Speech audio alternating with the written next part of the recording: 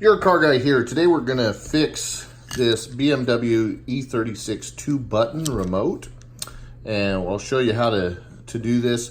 If you've noticed that your remote's not working or only working intermittently, and you'll hit it a few times and the light might come on, but then it starts going off.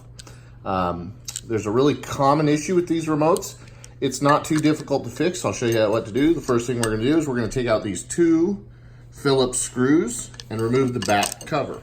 Okay, so what you're gonna see here, this is where the battery is, and look right where the battery cover mounts, and you can see that the solder connection is broken, and it's likely broken on this other side as well.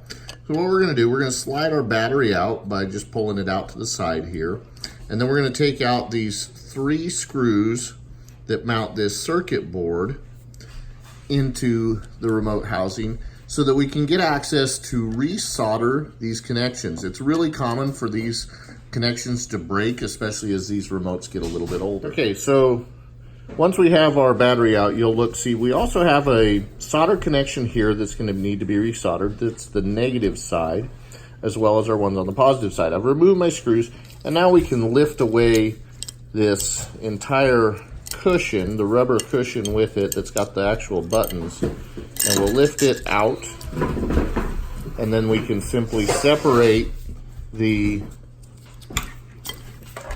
actual remote portion from the rubber.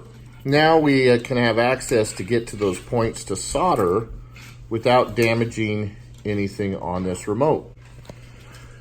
Okay, so what we can do, we'll see our connections here. In many cases, you can simply reheat your solder and it'll flow and make that good new connection. If you look from underneath, we'll see our points that we need to solder. We've got one here, one right there above my nail, one there, and then these are our ground positions that can be resoldered. We can either flow solder in from the bottom here, if we're very careful, or from the top. The solder you need to use is a rosin core solder. That is the correct solder to use for electronic work. Okay, so we've resoldered our connections. We've got much better connections now, and everything should be in good shape.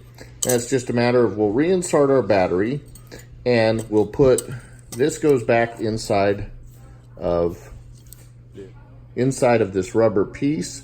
Make sure before you put it in here that you put your buttons back in place. They'll just rest in, and then that'll set on it.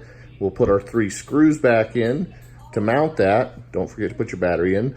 Put your back cover on. When you put your back cover on, don't forget your mounting ring that'll fit right over like that.